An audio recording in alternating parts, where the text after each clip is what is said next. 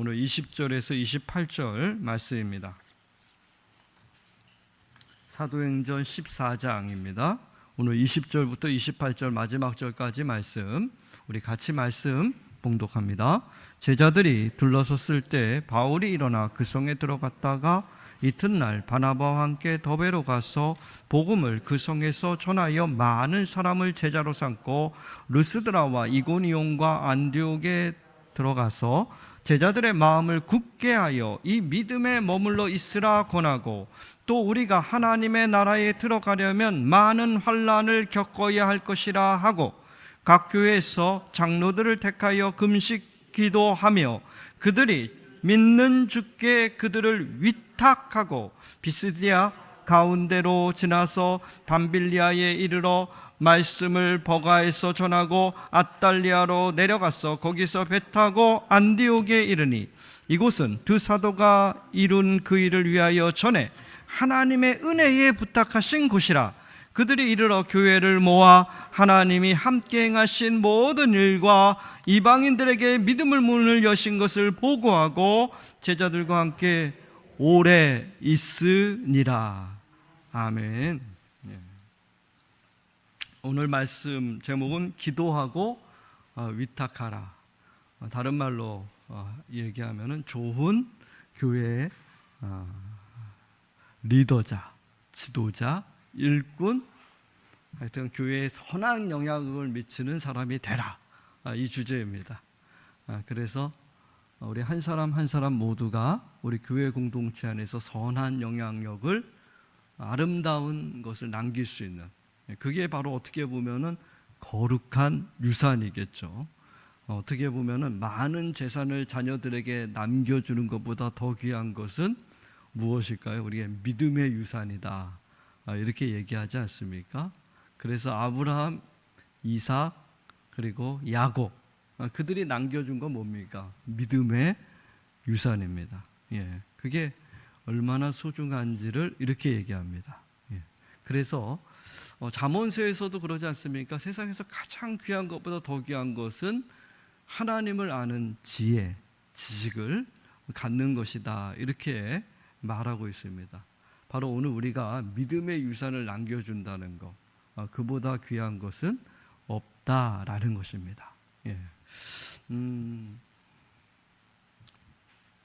우리가 우리도 이제 동물에 들어가잖아요. 동물들 가운데 이렇게 보면은 자녀들에게 이렇게 이제 뭐랄까요? 어떻게 보면은 그 본능적인 거죠. 먹는 거, 뭐 사냥하는 거, 뭐 이런 것들을 이제 어미가 알려주잖아요. 근데 오늘 우리 사람들은 우리 자녀들에게 단지 살아갈 그러한 본능적인 것만 아주 그것이 아니라 내 전부, 내 존재를 우리 자녀들에게 남겨주는 그런 특징을 가지고 있습니다. 이게 사람 안에 가지고 있는 유일한 특징입니다. 그래서 하나님 말씀 속에서 믿음과 신앙을 자녀들에게 남겨준다는 것, 그게 얼마나 독특한 거지. 여러분, 강아지가 신앙을 자기 자녀에게 기도하는 신앙을 남겨줬다, 이런 말 들어본 적 있습니까? 세상 살면서. 우리 집 고양이는 새끼한테 기도하는 법 알려준다고, 이런 거 있습니까? 오직 우리만 할 수 있는 거죠. 우리만 할 수 있다는 건 뭡니까? 하나님이 사람에게만 특별하게 남겨준 하나님의 선물이죠. 은총이죠. 그러지 않습니까? 이 선물을 여러분 대충 하지 마시고 아름답게 남겨줄 수 있는 은혜와 축복이 있기를 기도하고 소망합니다. 그럴 책임이 있다는 거죠. 강아지한테 그런 책임, 고양이한테 그런 책임 하나님이 맡기지 않았잖아요. 유일하게 누구에게? 사람인 우리에게 그 책임을 맡기셨신 거죠. 다른 거에 안 하잖아요. 그 책임을 잘 감당할 수 있는 하나님의 귀한 백성들이 꼭 되기를 소망하고 기도합니다. 그 시작이 어디입니까? 오늘 이 자리에서 하나님 앞에 진정한 예배자로 살아가는 겁니다. 그게 첫 번째예요. 뭐라고요? 이 시간에 진짜 예배자로 여러분들이 서는 겁니다. 할렐루야. 굉장히 약합니다, 반응이. 할렐루야. 꼭 두 번 얘기해야지 대답하시네. 여러분들, 그러기 위해서 오늘 이 예배의 자리도 여러분 집중해서 하나님께 예배하시는 여러분들이 꼭 되기를 소망합니다. 제가 토요일마다 꼭 예배 준비자 되자 얘기하는 거잖아요. 다시 말해서 토요일부터 준비하자는 거는 이날을 우리가 집중하자는 거예요. 괜히 여러분들한테 제가 메시지 보내는 거 아니에요. 시간 남아서 보내겠습니까? 제가 그 바쁜 토요일 날? 안 그러잖아요. 목회자에게 토요일은 진짜 황금 같은 날입니다. 그 초시간대로 바쁜 날이거든요. 그 시간에 여러분들에게 메시지를 보낸다는 것은 그만큼 이 시간에 이 예배의 자리에 집중하자는 거예요. 딴 생각하지 마시고. 제가 여러분 얼굴만 보면 딱 알아요. 저분이 뭐 생각하고 있는지. 집에 있는 누룽지 생각하는지, 고구마 생각하는지, 옥수수 생각하는지, 수박 생각하는지 딱 보면 안다니까요. 우리 권사님 딱 보니까 저만 바라보고 있네. 그러면 집중하는 거예요. 제가 겉으로 얘기 안 해서 그러지 속으로 다 알고 있습니다, 여러분. 얼굴만 봐도요. 저를 기쁘시게 해주시길 바랍니다. 오늘 예배에 집중해서 하나님 앞에 더 큰 예배자로 세워줄 때 그게 신앙의 유산의 첫걸음입니다. 참된 예배자로, 그게 유산 중에 가장 큰 유산 아니겠습니까? 여러분, 그런 아름다운 유산을 남겨주는 것, 신앙의 유산을 남겨주는 것, 교회에 그러려면 우리가 훌륭한 뭐가 돼야 됩니까? 리더자로서 우리 모두가 세워져야 돼요. 하나님께서 우리 모두가 여러분들의 역할 속에서 여러분들이 선한 영향력을 미칠 수 있는 사람이 분명히 돼야 돼요. 정말 리더자가 얼마나 오늘 우리 시대에 중요한지 모릅니다. 여러분, 독일이라는 나라가 예전에 우리 신학교에서 이제 신학 공부를 하면은요, 유학을 가려면은 무조건 독일입니다. 그러니까 미국이라든가 다른 유럽 이런 나라는 아예 축에도 못 꼈습니다. 이 모든 신학의 본고지가 어디였냐면 독일에서 다 나왔거든요. 이 독일의 그러한 문학이라든가 신학이라든가 음악이라든가 이거는 전 세계에 그들보다 뛰어난 것이 없어요. 그래서 그냥 무조건 신학하면 독일 가자. 그래서 제가 남산에 있는 독일 문화원을 얼마나 많이 갔는지 모릅니다. 주구장창 가가지고 결국 제가 독일 유학을 못 갔잖아요. 그렇게 갔는데도. 그때 생각만 하더라도. 근데 독일 사람들이 얼마나 자존심이 강하는지요.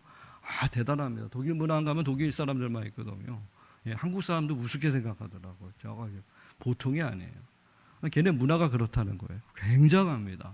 모든 것에서. 근데 여러분, 지금 독일이라는 나라 어떻게 보면 지금 우리나라랑 비교해도 독일이 뭐 더 뛰어납니까? 경제적으로도 그렇고 문화적으로도 그렇고, 어이고, 우리나라 K 문화가 훨씬 더 뛰어나잖아요. 어떻게 보면은. 제가 보기에는 독일을 지금 우리나라가 더 앞지르고 있는 그런 모습도 많이 가지고 있다는 거예요. 제가 이렇게 생각해 봤을 때 그렇습니다. 독일이라는 나라가 만약에 히틀러를 만나지 않았다면, 그 생각을 해요. 히틀러가 어떤 사람인지 아세요? 알죠? 만약에 히틀러를 만나지 않았다면, 그거예요. 그 한 지도자를 잘못 만난 것이 독일이라는 나라가 일평생 그들은 뭡니까? 죄를 고백하며 살아야 될 나라가 돼버렸어요. 그거 아니겠습니까? 만약 히틀러라는 사람을 안 만나고 간디 같은, 만델라 같은 사람을 독일이 만났다면, 와, 인류 역사에서 얼마나 큰 위대한 독일 국가로 지금 세워져 있을까요? 그들이 가지고 있는 역량은 말도 할 수 없거든요. 뭐 하나를 만들때 대단하지 않습니까? 그런 나라가. 그만큼 리더자가 이렇게 중요하구나라는 것을 보게 됩니다. 근데 그 리더자가 어떻게 생겨납니까?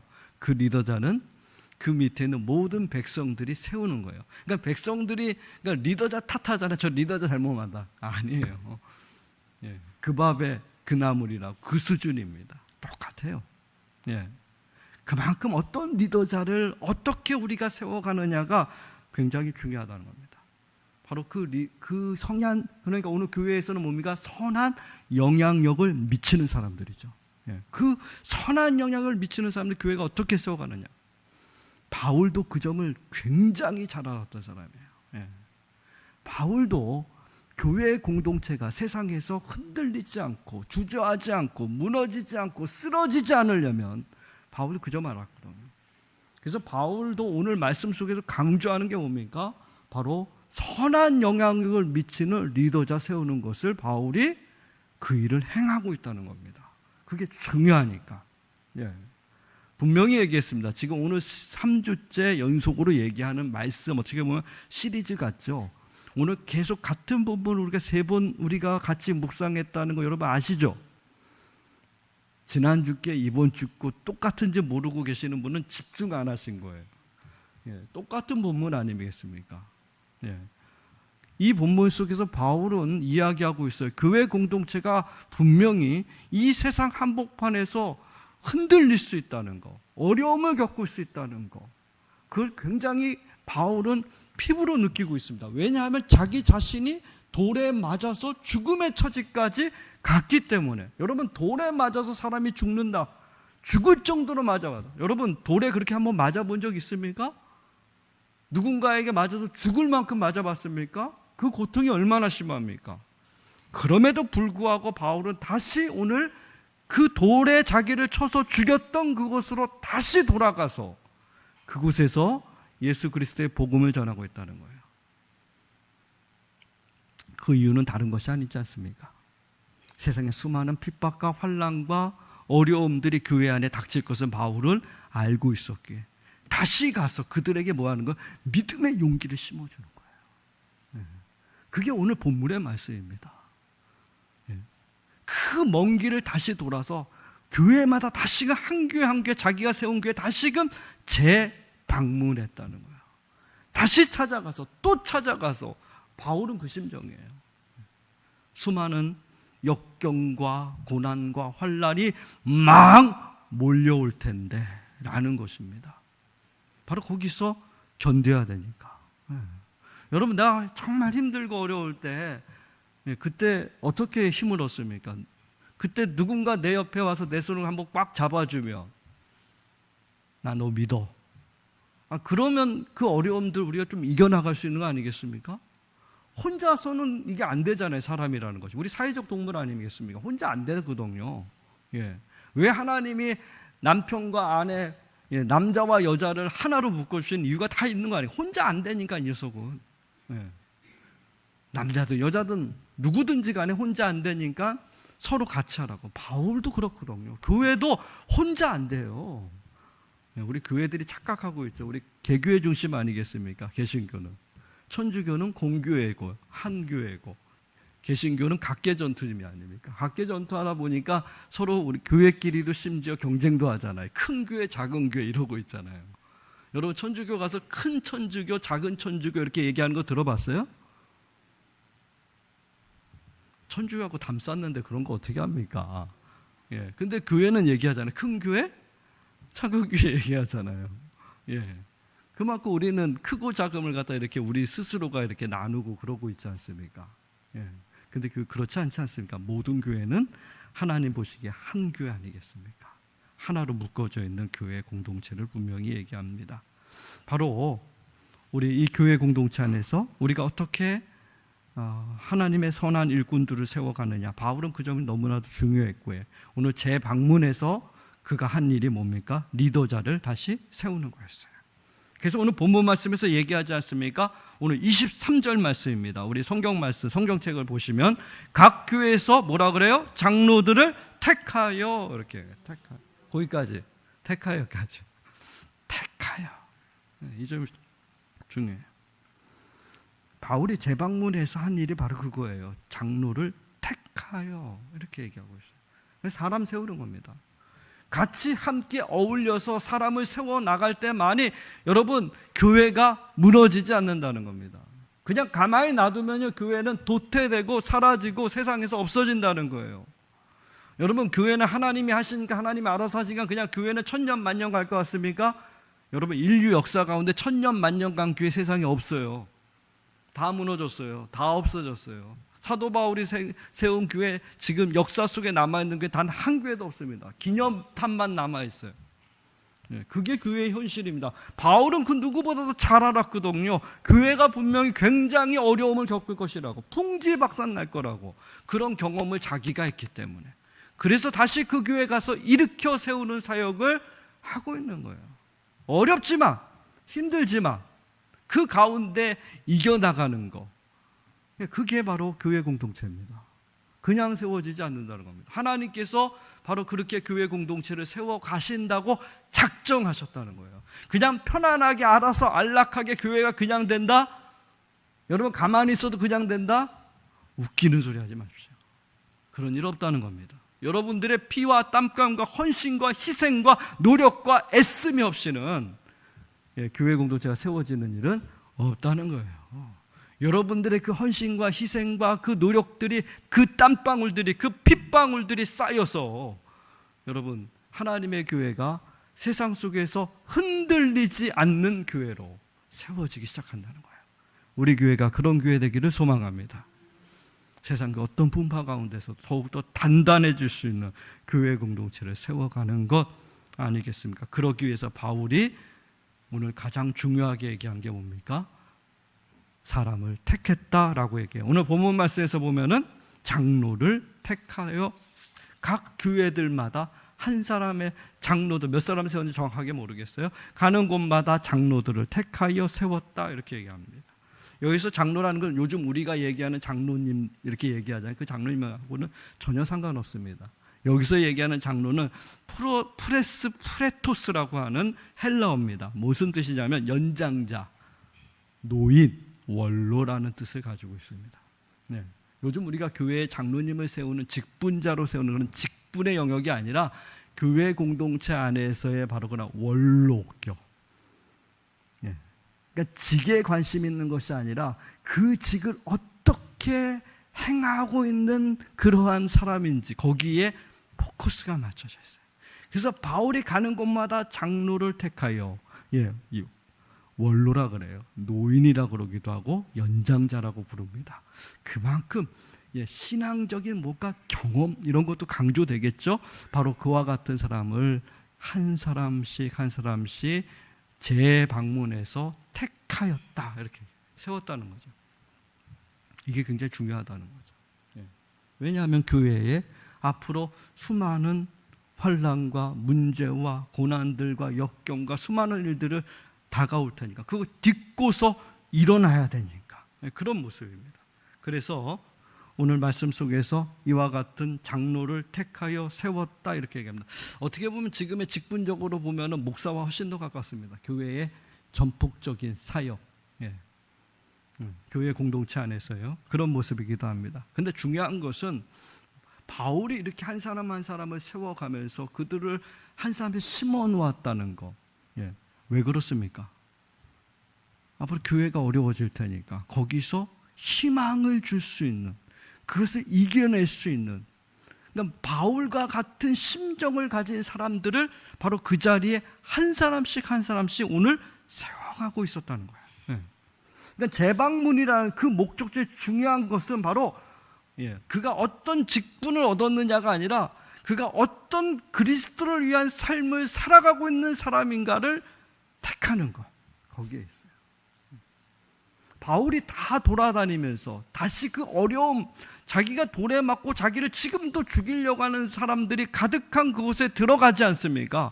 그곳에서 한 사람 한 사람 그곳에서 하나님의 거룩한 종을 세웠다는 것은 무엇입니까? 바로 이 한 사람을 통해서, 이 리더자를 통해서 그 어려움과 그 아픔과 그 고통들을 감내해 줄 수 있는 사람이어야 되는 거예요. 거기에 포커스가 있어요. 직분의 포커스가 바로 거기에 있다는 거 아닙니까? 교회 공동체에서 어떤 사역을 감당해낼 수 있는지, 그 어려움과 환난과 역경들 안에서 어떻게 그것을 견뎌내고 이겨낼 수 있는 그와 같은 본보기가 될 수 있는지라는 겁니다. 바로 그와 같은 사람 세우기 원했다는 겁니다. 여러분 어떻게 보면 한마디로 얘기하면 본이 될 수 있는, 바울과 같이 돌에 처음 맞아 죽는 그 상황 속에서도 여러분 주님의 몸된 교회를 받들고 일으켜 세워줄 수 있는 그와 같은 사람을 세우기를 원했던 거죠, 바울은. 그냥 직분만 딱 얻고 그 직분으로서 끝났다 그래. 그 직분 가지고 행세하는 요즘 같은 그런 직분자들 세우기 위함입니까? 그러지 않다는 거예요. 이름만 목사, 이름만 권사, 그런 분 세우려고 그랬습니까? 절대 아니에요. 바울은요, 그게 중요한 게 아니에요. 나와 함께 뭐 해줄 사람? 돌을 맞아줄 수 있을 사람, 그 사람 세우기 위한 거예요. 나와 같이 그 핍박을 같이 감내해 줄 수 있는 사람, 교회가 쓰러지고 무너지는데도 끝까지 그 교회를 버티고 함께 그 교회 공동체를 세워갈 수 있는 사람. 왜? 바울이 돌에 맞았으니까 알잖아요. 그러지 않고서는 교회가 풍지박산 나니까, 세상 속에서 사그러지니까 하나님이 알아서 교회를 합니까? 그럼 바울이 뭐하러 여러분 오늘 장로를 택합니까? 뭐하러 교회의 지도자들을 택합니까? 바로 이들을 통해서 하나님의 위대한 역사를 이루시니까, 이들을 통해서. 그래서 세우는 거 아니에요. 그렇다면 오늘 바울이 세운 이 리더자의 핵심이 무엇입니까? 오늘 두 가지로 봅니다. 첫째는 기도가 우선인 사람입니다. 이 사람의 특징이. 바울은 그 사람은 생겨요. 그래서 바울이 오늘 그 직분자를, 장로를 택할 때 어떻게 합니까? 금식 기도했다, 이렇게 얘기해요. 그냥 기도했다 그런 게 아니잖아요. 어떤 기도했다고요? 금식 기도가 뭔지 알아요, 우리 학생? 금식. 밥 안 먹고 기도만 할 수 있어요? 하루라도 안 먹으면 어때요? 못 살 것 같죠? 네. 밥 먹는 것보다 뭐가 더 중요했다는 거예요? 그렇죠. 그렇게 기도하는, 앞으로 그렇게 기도하는 우리 학생이 꼭 되기를 바랍니다. 아멘 크게 해주셔야죠. 예. 중학교 3학년이에요. 예. 저는 고등학교 1학년 때부터 믿음의 은혜를 받아서 주님의 길에 들어서게 됐잖아요. 굉장히 중요한 시기입니다. 예. 이 시기에. 그래서 중3, 고등학교 1학년, 예. 하나님의 은혜가 가득하기를 소망해 봅니다. 기도하는 학생들 되면 얼마나 좋을까요? 바로 기도가 우선인 사람. 그래서 금식 기도했다라고 해요. 그렇게 같이 금식 기도하며 택하여 세웠다, 이 말씀 아니겠습니까? 여러분, 기도가 우선이었다는 것을 분명히 얘기합니다. 여러분, 다윗 이야기를 들어보면은 분명한 것이구나. 하나님이 쓰시는 사람, 하나님의 택하려는 사람의 우선순위가 기도구나라는 것을 분명히 알 수 있습니다. 다윗은 광야 10년을 보냈습니다. 광야 10년을 보냈다는 건, 광야라는 것은 성경에 어떤 뜻이 담겨 있어요? 광야는 어떤 곳이에요? 오로지 누구만 바라보는 것? 그렇죠. 광야에서 뭐 볼 게 어디 있어요? 거기 사막, 아무것도 볼 게 없어요. 거기서 오직 뭐만 보라고요? 하늘만. 그래서 예수님께서 기도에 어디로 들어가라고요? 골방으로 가라 그러잖아요. 그게 광야입니다. 거기 가라는 거에서 예수님이 기도하러 가실 때 어디로 갔어요? 광야 갔잖아요. 광야에서 몇일 동안 금식하셨어요?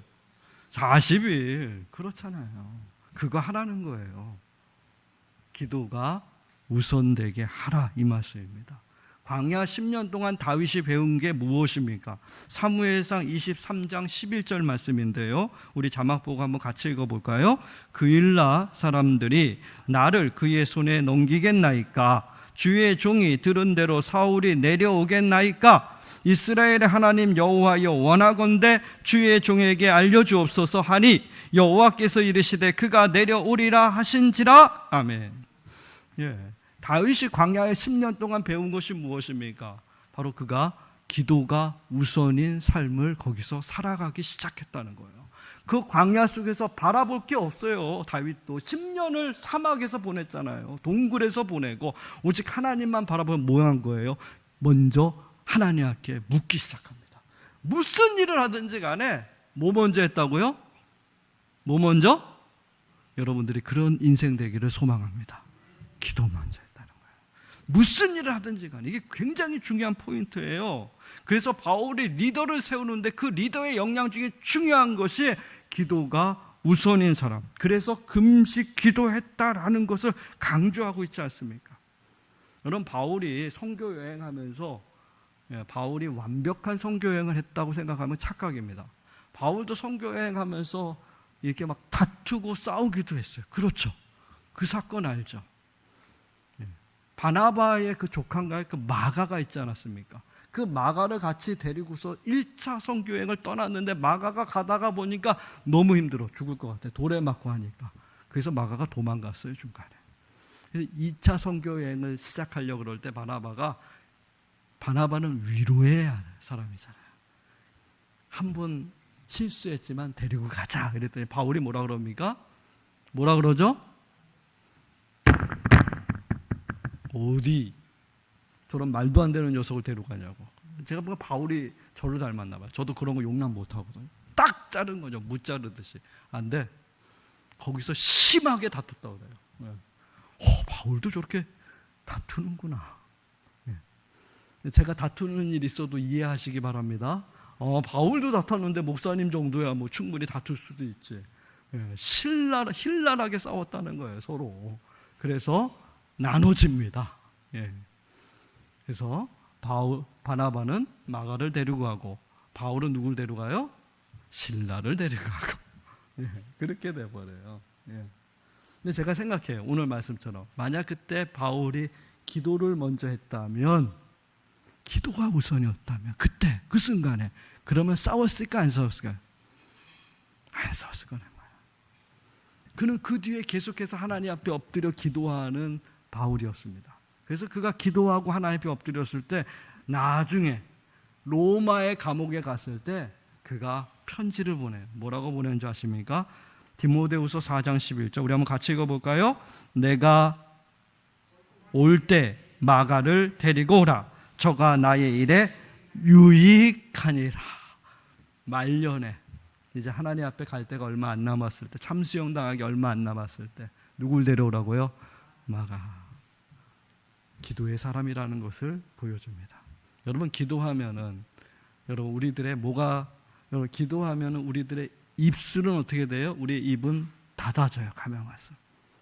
그리고 뭐가 열릴까요? 가면 갈수록 귀가 열리기 시작합니다. 그게 기도의 특징이에요. 여러분 부르짖다가 결국은 어떻게 돼요? 부르짖음이 깊은 영혼 속에 들어가서 우리의 영혼의 귀가 활짝 열리게 되죠.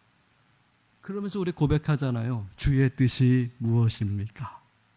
여러분 기도가 깊은 사람, 기도로 다져진 사람, 기도가 충만한 사람의 가장 큰 공통점이 뭔지 아십니까? 고개 숙일 줄 아는 사람이 된다는 거예요. 고개 숙이지 말래도, 겸손하지 말래도 그 자체가 겸손해질 수밖에 없어요. 그게 바로 기도의 자리예요. 그래서 예수님이 기도의 골방으로 가라는 거예요. 거기서 하나님을 만나서 하나님의 음성을 듣기 시작하라는 거예요. 하나님 음성 먼저 들으면 여러분 우리가 싸웁니까? 우리가 다툽니까? 우리가 부딪힙니까? 아니요. 먼저 기도하십시오. 기도가 여러분들의 삶에 뭐가 되게 해요? 우선이 되십시오.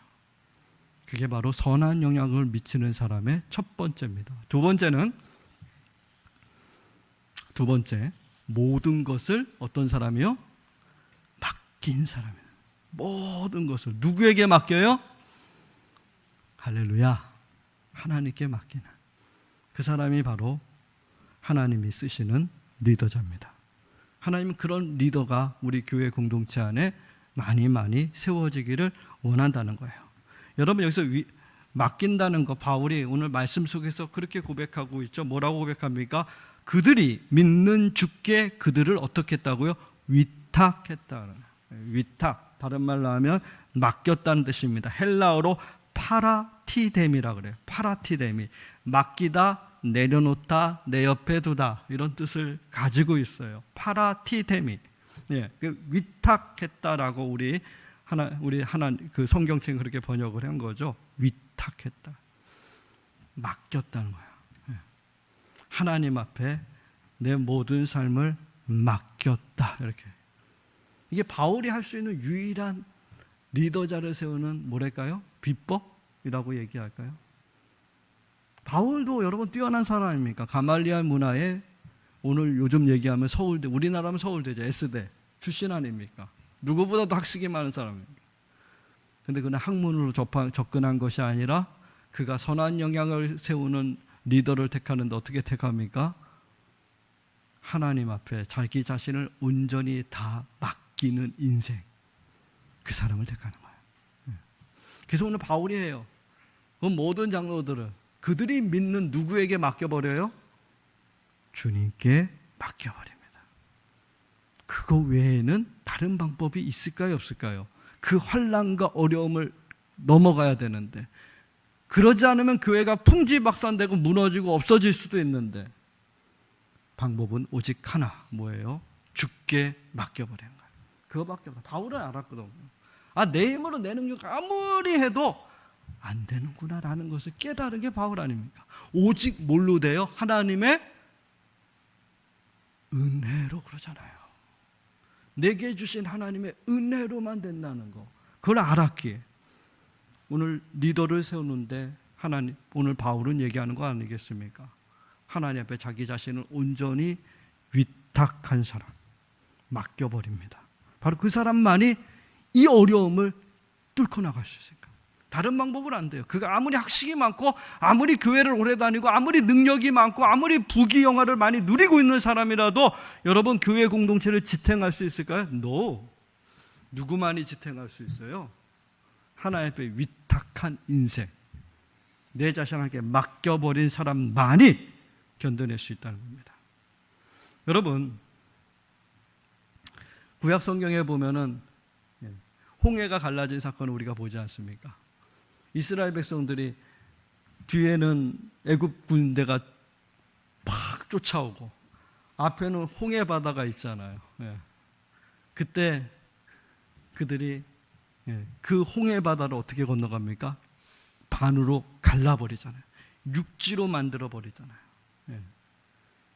바로 그들이 어떻게 한 겁니까? 그걸 보니까 하나님 앞에 이스라엘 전 민족이 자신의 삶을 하나님께, 그게 뭐 한 거예요? 맡겨버린 거예요. 하나님께 맡길 때 여러분, 홍해가 갈라지는 역사가 이루어질 줄 믿습니다. 다른 방법 없다니까요, 여러분. 여러분, 광야 40년을 통과해서 가나안이라고는 적과 땅에 흐르는, 적과 꿀이 흐르는 땅에 들어갈 수 있는 유일한 방법이 뭡니까? 하나님께 이 광야 40년 동안 자신의 삶을, 이스라엘 전 민족이 하나님 앞에 자신의 삶을 맡겨드릴 때, 그거밖에 없었다는 거예요. 그래서 구름 기둥 불 기둥 아닙니까? 하나님이 가라면 가고 쓰라면 쓰고 하나님 앞에 내 인생을 맡길 때만이 가나안 땅에 갈 수 있다라는 거예요. 여러분, 오병이어의 기적도 마찬가지 아니겠습니까? 그 소녀 마지막 하나 남은 어린아이의 도시락 아닙니까? 그 얼마나 귀한 겁니까? 근데 그것을 누구한테 맡겨요? 예수님께 맡길 때, 그때 여러분 2만 명이 넘는 사람들이 먹고도 12광주리가 남는 하나님의 위대한 역사가 거기서 펼쳐진다는 거예요. 하나님께 맡길 때 여러분들의 삶을 하나님 앞에 아름답게 맡기는 거룩한 인생들이 꼭 되시기를 소망합니다. 그게 바로 리더자입니다. 그런 리더자가 우리 교회 공동체 안에서 세워져야 돼요. 그런 리더자들이 이곳에서 무럭무럭 자라나야 돼요. 하나님 앞에 내 전 인생을 맡길 수 있는 사람, 그 사람만이 여러분 이 무너진 교회를 일으켜 세울 수 있는 유일한 사람이라는 것은 바울은 알았기에 하나님께 위탁해버리는 겁니다. 그거밖에 없기에, 다른 방법 없기에, 그가 아무리 뛰어나고 아무리 아니요. 이 시대를 우리가 어떻게 역해야 합니까? 교회가 무너지는 이 시대를, 교회가 사라지는 이 시대를 우리가 어떻게 감당합니까? 못해요. 오직 여호와께 자기의 인생을 맡긴 사람만이 가능합니다. 여러분, 그렇다면 맡긴다는 게 뭡니까? 아무것도 안 한다는 말입니까? 절대로 그렇지 않아요. 맡긴다는 말은 내 모든 영혼까지 다 갈아 넣어서 하나님 앞에 최선을 다한다, 이 뜻이 담겨 있어요. 제가 휴가 가기 전에 그 영화 한 편을 봤어요. 오디세이라고 하는 요즘에 아주 절찬상영하는 영화입니다. 그 영화 봤는데 제가 딱 한 장면이 기억에 남아요. 어떤 장면이냐면요, 굉장히 영화가 거대한 영화입니다. 거대한 영화였는데 그 영화 중에서 보면은 이 주인공 오디세이가 섬에 갇힙니다. 7년 동안 섬에 갇혀요. 칼립소라고 하는 낙원 같은 성에 갇힙니다. 거기에 모든 안락과 모든 평안이 다 있는 섬이 칼립소라고 하는 섬이에요. 고향에 가야 되는데 7년 동안 그 섬에 그 안락과 풍만함과 편안함을 누리며 오디세이가 거기에 거해요. 근데 오디세이가 거기에 있다 결국은 다시 고향 땅, 정말 가야 될 곳은 거기거든요. 거기를 가야 되거든요.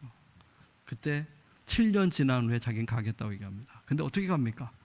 그 섬 칼립소라고 하는 신이 만든 섬이에요. 거기 영화에서 그 섬에서 어떻게 거기를 빠져나가요? 못 빠져나가죠. 그 섬을 어떻게 나갈까?